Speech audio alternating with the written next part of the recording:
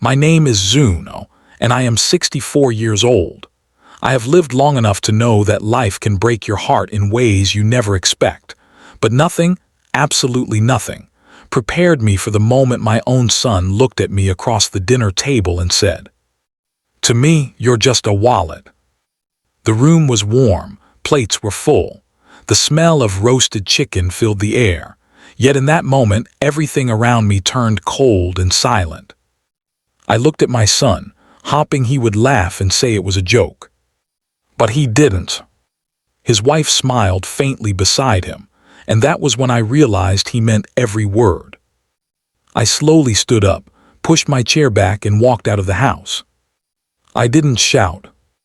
I didn't argue. Sometimes silence carries more pain than 1,000 angry words. But that night, without him realizing it, my son lost more than just a father who paid his bills. He lost the man who had spent his entire life loving him. A promise I made long ago. I wasn't always a 64-year-old man with gray hair and tired eyes. Once I was a young man full of dreams and determination. I grew up poor. My father repaired machines in a small workshop, and my mother worked day and night sewing clothes for neighbors. Money was always tight, but our home was full of love and respect. My father used to tell me something I never forgot. A man's greatest wealth is his family. When I was 27, I married the love of my life, Lena. She was gentle, patient, and wise in ways that amazed me. 2 years later, our son Adrian was born. The moment I held him in my arms, his tiny fingers wrapped around mine.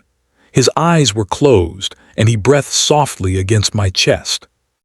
I whispered to him, "I promise you, son, your life will be easier than mine." From that day forward, everything I did was for him. The years of sacrifice. Raising a child is not easy, especially when money is limited. I worked long hours repairing heavy machinery. Some days my hands were covered in oil and cuts. My back ached, and my feet burned from standing all day. But every evening when I walked through the door, Adrian would run toward me. "Dad." He would jump into my arms as if I were the strongest man in the world.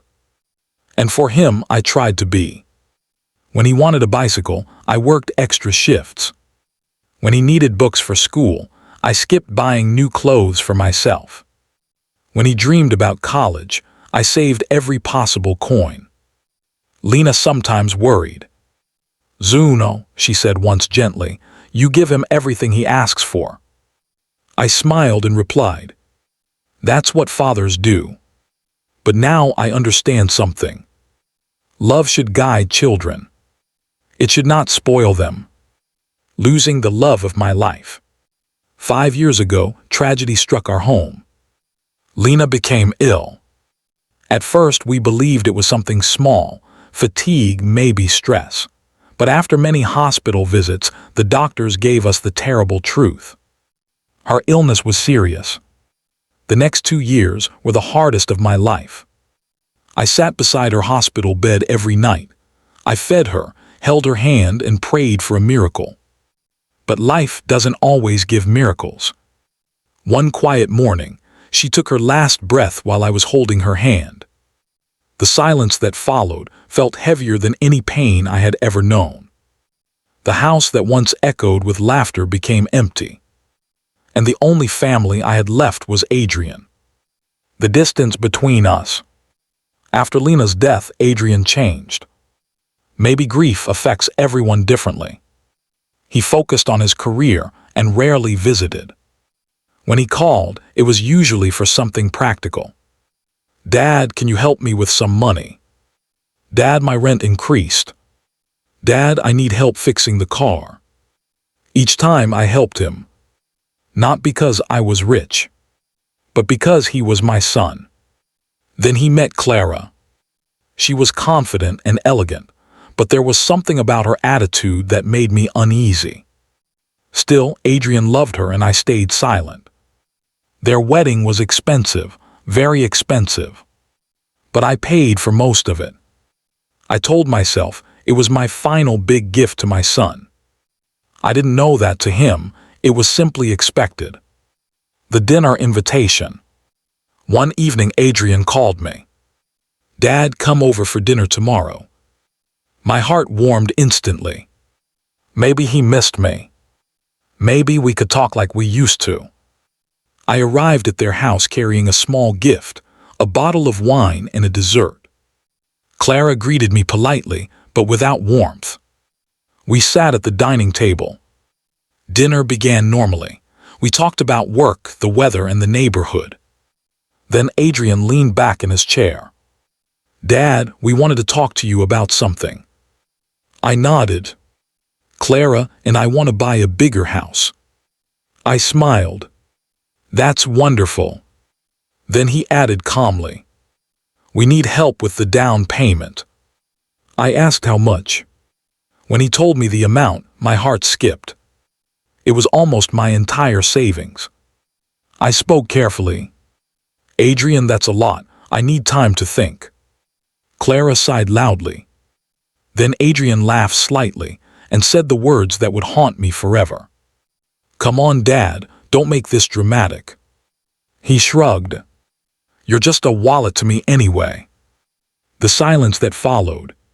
For a moment, I thought I had misheard him. But Clara giggled softly beside him. My chest felt tight. All the memories rushed into my mind at once. The nights I worked overtime. The sacrifices. The promises. And suddenly, I realized something painful.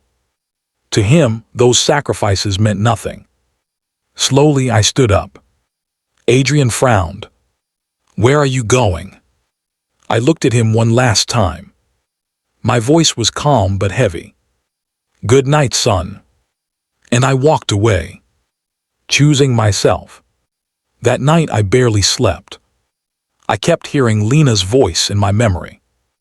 Respect is the foundation of love. In the morning, I made a decision. For decades, I had lived only for my family. Now it was time to live for myself. I sold our large house and moved to a quiet coastal town. The air there smelled like salt and freedom. For the first time in years, I felt peace. I began walking by the ocean every morning. I joined a community center and started teaching young people how to repair machines. Some of them reminded me of Adrian when he was a boy. And helping them gave my life new meaning. 2 years later, time passed. 2 years went by. One afternoon, someone knocked on my door. When I opened it, Adrian stood there. He looked tired, older than before. And he was alone. "Dad, can we talk?" His voice sounded smaller than I remembered. I invited him inside. After a long silence, he said quietly, "Clara left me." Their expensive lifestyle had collapsed. Debt had grown. Arguments followed. Eventually, she walked away. Adrian lost his job soon after. Then he looked up at me with tears in his eyes. "Dad, I'm sorry." A father's choice. Hearing those words reopened old wounds. But something inside me had changed. I was no longer the man who believed love meant endless sacrifice. Still, he was my son. I sighed and said softly, "Adrian, I forgive you." His eyes widened. But forgiveness doesn't erase the past. I explained something important to him. Love without respect becomes selfishness. And family without respect becomes strangers. That day we talked honestly for the first time in years. What I learned. Life taught me a powerful lesson. Parents must love their children. But they must also respect themselves. Because when you allow people to see you only as what you provide, they forget who you are. My name is Zuno. I am 64 years old. And the day my son called me a wallet was the day I finally remembered my true worth.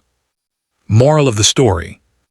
Parents sacrifice silently for their children, but love must always be accompanied by respect. When respect disappears, even the strongest family bonds begin to break.